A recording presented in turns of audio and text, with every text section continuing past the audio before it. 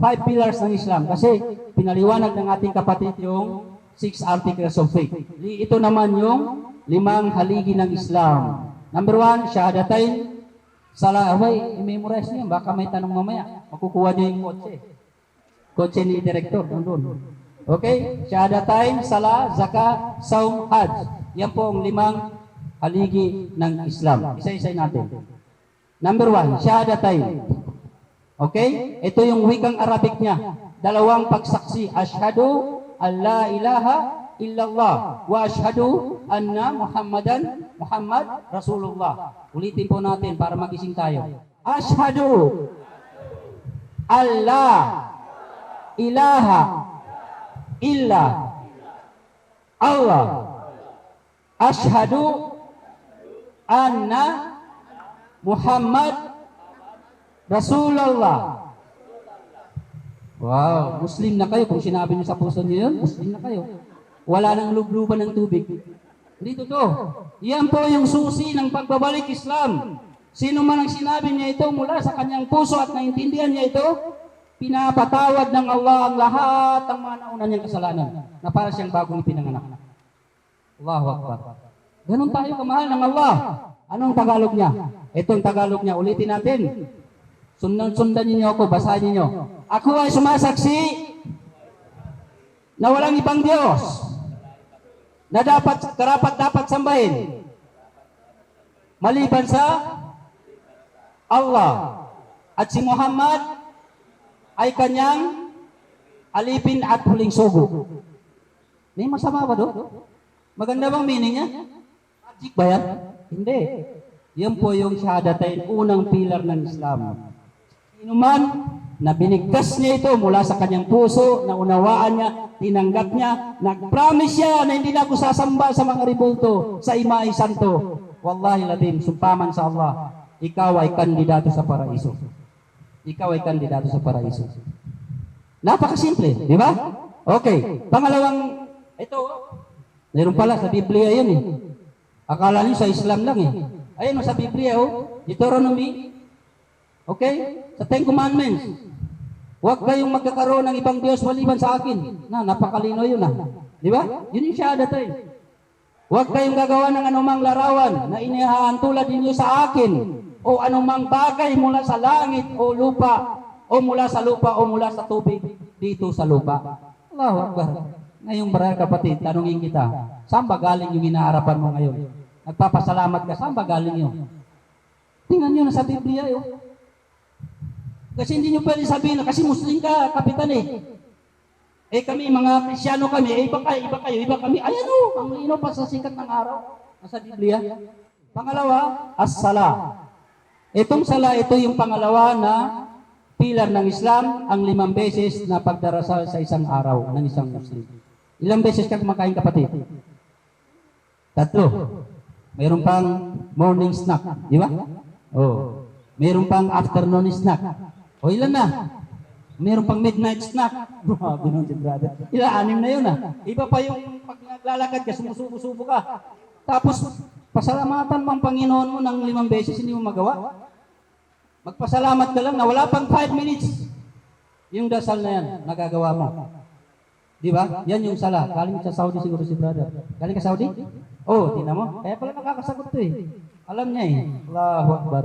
So yan po. Bago sumikat ang araw, yan, ang oras niya. Tanghali, hapon, paglubog ng araw, at sa gabi bago matulog. Yan po ang 5 beses na pagdarasal. Okay. Lalaki man o babae ay ito ay mandatory. Connection ito sa Allah. Tanda ng pagkapantay-pantay na nagbubura ng kasalanan. Ito, tingnan niyo mga brother. Kasi sabi dito, tanda ng pagkakapantay-pantay. Itong kumalinaw lang yan, makikita niyo yung nakatira pa na itong nakalinya. Meron siyang hari. Meron siyang taas ang posisyon. Ma-identify mo ba, magkakaiba ba sila? Hindi pantay-pantay po. Kapag sa mosque, sa simbahan, pumasok ang mga Muslim, kapag ang hari nahuli, doon siya sa likod. Kapag ang mayor, gobernador nahuli ng pagdating, doon siya sa likod matatayo. Dito sa atin, brother, di ba, may reservation pa. Huwag niyo upuan yan, kaya nakasulat kay congressman yan. Sa Islam, hindi. Ganun kaganda ang Islam. Pantay-pantay tayo. Walang mahirap, walang mayaman, walang mataas ang posisyon. Sa mata ng Allah, pantay-pantay tayo. Di ba? Sa iba pa pag malaki ang abulo mo, hindi kagawad talagang doon pala sa bungaras, kagawad, dito ka maupo, dito ka maupo. Kasi malakas magbigay ng abulo ito. Totoo yun, di? Masakit, pero totoo, brother. Totoo ito. Sa Biblia, nasa Biblia rin, nasa Psalm 72:15. Magsagawa ng tuloy-tuloy na pagdarasal na iaalay lamang sa Kanya sa araw-araw na siya lamang ang pupurihin. Siya lamang ang pupurihin. Bakit ka umaharap sa kung saan-saan? Ba't ka nagpapasalamat doon sa nilikha? Yan Biblia mismo ang nagsasabi na purihin mo lang siya, walang iba. Yan yung sala.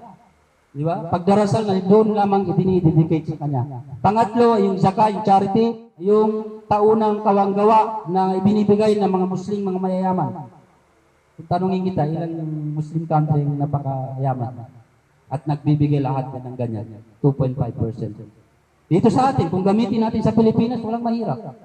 Totoo, brother. Pero masakit ngayon nangyayari, mayaman, lalo yung mayaman. Yung mahirap, lalo kahirapan. Masakit, pero yun ang totoo. Pero ang Islam, pag sinunod natin, 2.5%. Mula sa kayamanan mo, ibibigay mo sa mahihirap. Saan mo ibibigay? Kay ustad? Sa imam? Hindi po. Doon mo ibibigay sa mahirap kung saan mo, kung meron kang kilalang mahirap, mas maigi na iabot mo sa kanya. Huwag mo ibigay doon sa mataas na simbahan.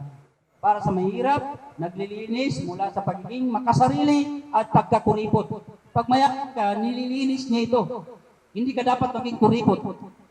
Di ba? Ikaw ay nagkakaroon ng malasakit sa mga mahihirap. Ugnayan ang pagitan ng mayaman at mahirap. Tingnan ninyo, mayroong ugnayan ng mayaman at mahirap.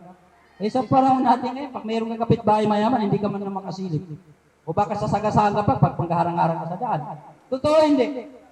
Yes, totoo yan. Pero dito sa Islam, mahirap ka, mayaman ka, meron kayong connection. Meron kang karapatan na mahirap sa mayayaman. Meron kang karapatan sa kanya, kaya hindi kanya dapat maltratuhin. Nasa Biblia, anong sinabi? Dalhin ang lahat ng inyong kawanggawa sa bahay likuman at patunayan na ito ay para sa akin, sabi ng Diyos. Bakit para kay kanino yun? Bakit nakikinabang iisa lang? Nakapajero pa. Mga pinuno ng simbahan, hindi, wala akong, offended. Mayayaman sila, sa totoo lang. Tingnan yung bahay nila. Meron ba kayong nakita na bahay ng na barong-barong? Wala siya. Mga mayayaman. Saan nila kinukuha yung pera? Sinusweldohan ba silang gobyerno? Hindi. Yung abuloy natin ang kinukuha nila. Totoo hindi? Totoo yan, brother. Kaya ito, gamitin natin ang talino natin. Kasi ngayon, the religion is the best business. Di ba? Yung siya na, ilan ang membro niya, pag sinabi, magdala kayo ng piso-piso, mabigat ba sa'yo yun? O 1 milyon na membro niya, meron siyang 1 milyon agad. Tingnan niyo, ganun katindi. Pero itong malupit. Mas kawawa yung tao na nagpapaloko. Kasi walang manloloko kung walang nagpapaloko. Kaya nga nagiging, yung mga manloloko ito, ng bobolang ito, nagkakaroon sila ng lakas ng loob, hanggat merong mga tao na hindi nila ginagamit ang kanilang mga kokote na ibinigay sa kanilang nag-iisang Diyos. Okay. Pang-apat, yung saum. Pag ayun, sa buwan ng Ramadan. Ito si brother, alam niya yan. Buwan ng Ramadan, di ka pwede kumain, di ba? Huhulihin ka doon. O doon ka sa kwarto mo kumain. Bawal uminom. Huhulihin ka ng mutawa. Yan. Pagpigil ng pagkain, inumin, at pagtatalik sa asawa sa araw. Pero sa gabi, pwede na. Okay? Baka sabi, grabe naman yan. Pero sa gabi, paglubog ng araw, pwede nang kumain, pwede nang uminom, pwede ka nang makipaglambingan sa iyong asawa. Okay, taunang obligasyon ng ika-siyam ng buwan ng lunar calendar. Ito yung buwan ng Ramadan. Ito ay sinseridad, lakas ng pananampalataya. Sa Ramadan, kaya makita niyo mga Muslim, kahit na magalit, ipinagbawal. Gaganon lang sila, anasay. Kahit mura-murahin mo yan, hindi napapatulan. Di ba? Kasi pinipigil, dinidisiplina niya ang kanyang sarili. Bawal, magalit. Magmura, bawal. Okay? Pagpigil ng sarili, simpatya sa mahihirap. Simpatya sa mahihirap, kasi mga mahihirap, madalas sila nagugutom, mga brother, sister. Di ba ba? Madalas nagugutom sila. So kapag ikaw ay mayaman at nagayuno ka, nakakaramdam ka ng sakit ng sikmura. At iyong maiisip na ganito pala magutom. Ang mga kapitbahay kung mahirap, ganito pala kasakit. So ano ang tendency niya? Magbibigay ka ngayon ng kawang-gawa doon sa kapitbahay mo. Maganda hindi? Maganda, di ba? So yun ang epekto, isang epekto ng pag-aayuno. Nagmi-maintain na ng mahusay na kalusugan. Yan, sa medical reason, ang pag-aayuno ay nag-maintain na ng magandang kalusugan. Pag pupunta ka ng doktor kagawad, pag meron kang komplikadong sakit, sabi na mag-ayuno ka. Di ba? Huwag ka kumain ng baboy, mga mantika, tanggalin mo yan. Ito, pag-aayuno, tinatanggal niya yung mga toxic ng ating katawan. Pag na-try niyo mag-ayuno, ang ganda, nare-refresh ang iyong katawan. Okay. Nasa Biblia rin pala. Ngayon, ika-20, sa Biblia na, ika-4 na araw itong buwan, ang mga anak ni Israel ay nagtipon-tipon at sila ay nag-ayuno. Nag-ayuno. Di ba? Ang pag-ayuno ay kailangan wala kang kinakain, wala kang iniinom. Yun po ang totally na meaning ng fasting. Hajj na last, ito yung paglalakbay sa Mecca. Obligasyon ng bawat Muslim na mayroong kakayanan, isang beses lang sa tanang buhay niya. Isang beses lang. Mayroong kakayanan may pera at malusog ang kanyang pangatawan. Taunang pagtitipon ng mga Muslim sa buong mundo. Doon makikita mo may itim, may pandak, may taong isang ilong, may pango, lahat ng klase ng tao ay makikita mo sa lugar na yan. Hapon, lahat ng nationality nandyan na. Iisa ang kanilang hangarin. Doon ka makakita ng pagtitipon-tipon na napakalawak. Aral, pagiging matiisin, pag-alaala sa araw ng paghukom.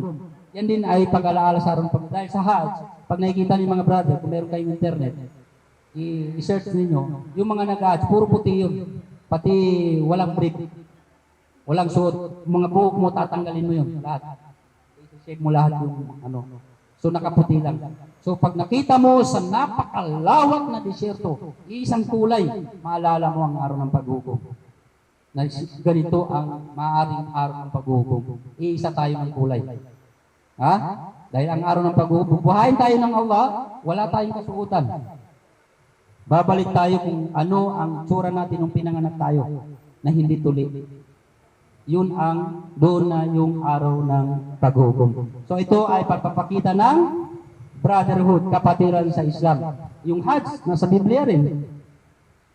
Kaya lahat nasa Biblia Di ba? Mapalad ang sino man na nakabisita o nakadaan sa burol ng baka. At siya ay uminom ng tubig mula sa bukal. Ang tubig na bukal na yan yung tubig Zamzam. Zamzam. So lahat po nang in-explain natin sa Biblia. Kaya kung susumahin natin, kung pag-aralan natin talaga, totally, ang Quran ay nagpapatunay sa dala ni Jesucristo na ebanghelyo. Nagpapatunay ang Quran. Siya ang kumukumpleto. Kasi ngayon, wala na tayong makikita na original na salita ni Jesucristo. Wala na.